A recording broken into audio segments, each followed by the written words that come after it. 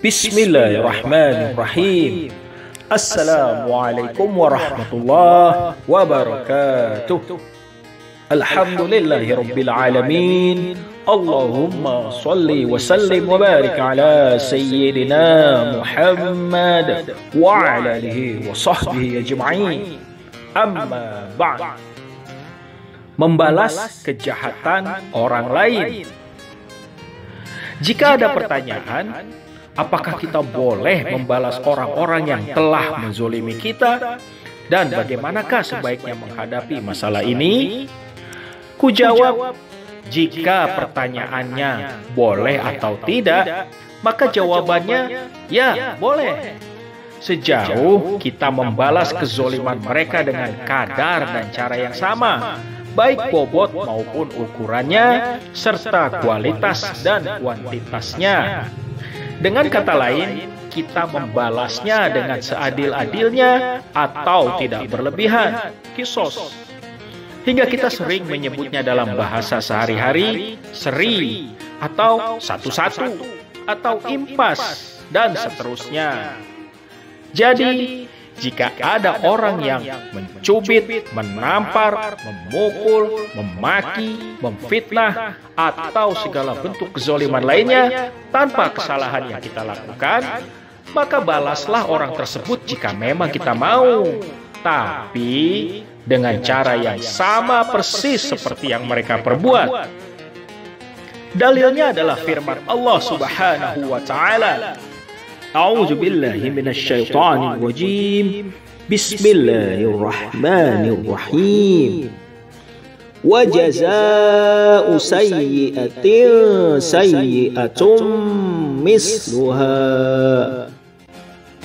Dan balasan suatu kejahatan adalah kejahatan yang setimpal.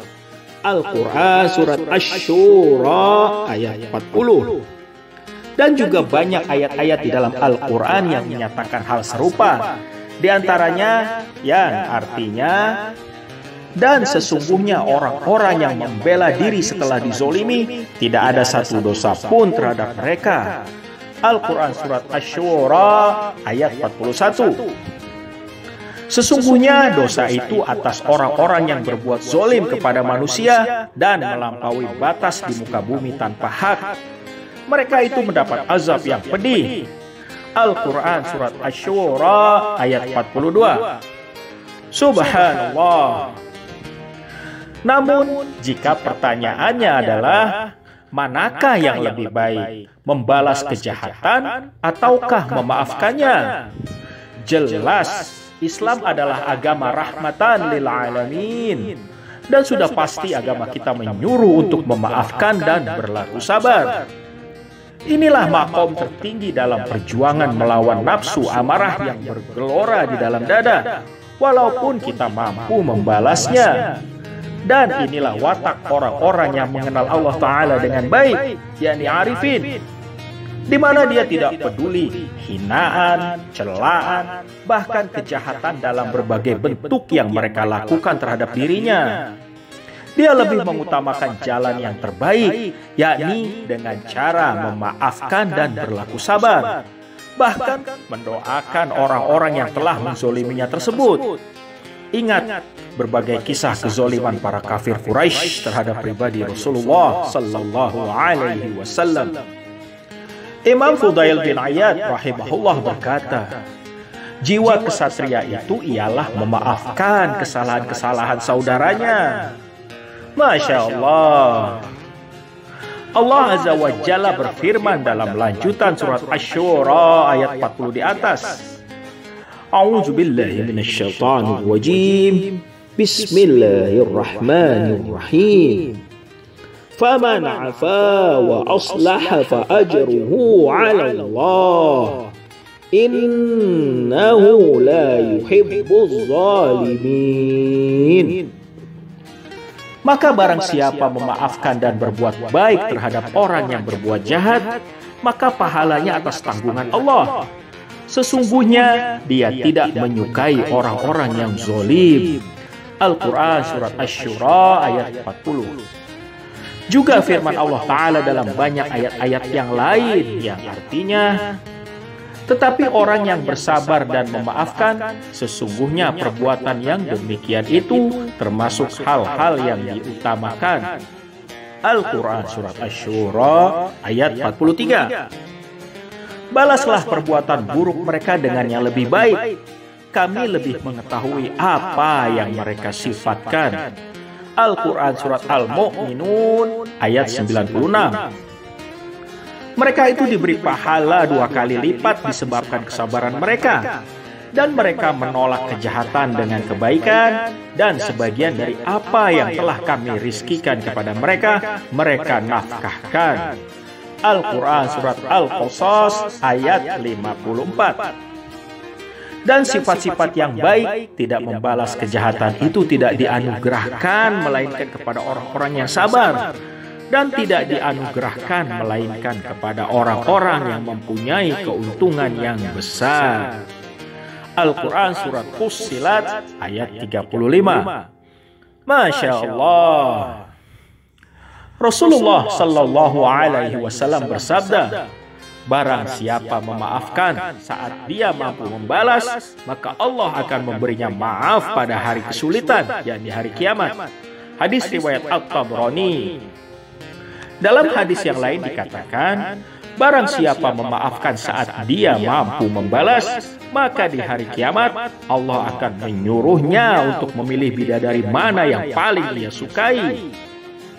Juga sabda Rasulullah, jika hari kiamat tiba, maka terdengarlah suara panggilan. Manakah orang-orang yang suka mengampuni dosa sesamanya? Datanglah kamu kepada Tuhanmu dan terimalah pahala-pahalamu. Dan menjadi hak setiap muslim jika ia memaafkan kesalahan orang lain untuk masuk surga. Hadis riwayat Ad-Dhahak dari Ibnu Abbas. Diriwayatkan bahwa Rasulullah berkata kepada Uqbah, "Ya Uqbah, maukah engkau kuberitahu tentang akhlak penghuni dunia dan akhirat yang paling utama?" "Tentu ya Rasulullah," jawab Uqbah.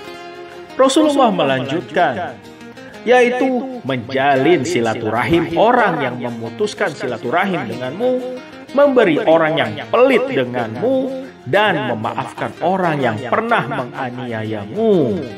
Hadis riwayat Al-Hakim. Masya Allah. Inilah perilaku yang paling utama dan tentu saja tidak mudah bagi kita untuk melaksanakannya. Terlebih lagi jika luka di hati telah menganga sedemikian besar. Untuk itulah dibutuhkan kedewasaan, sekaligus kebijaksanaan dan kemurah hatian kita agar dengan ikhlas mau memaafkan. Sekali lagi, hal ini sungguh sangat sulit. Dibutuhkan usaha dan latihan atau proses yang terus-menerus hingga meningkat pada keadaan yang tertinggi, yakni derajat ikhlas yang sejati. Kesemuanya itu sangat bergantung kepada makom ruhani atau tingkat keimanan kita masing-masing. Dan Allah Ta'ala tidaklah menuntut kesempurnaan bagi hambanya, melainkan sesuai dengan kemampuannya. La yukallifullahu nafsan illa wus'aha. Jadi, marilah kita sama-sama belajar demi menuju kesempurnaan yang sejati. InsyaAllah. Amin ya karim. Masya Allah. Wallahu a'lam bis-shawab. Hasbunallah wa ni'mal wakil, ni'mal maula wa ni'man nasir. Wala hawla wala quwwata illa billahil aliyyil azim. Demikian, semoga bermanfaat. Wallahu muwaffiq ila aqwamit thariq. Khairul kalam. Assalamualaikum warahmatullahi wabarakatuh.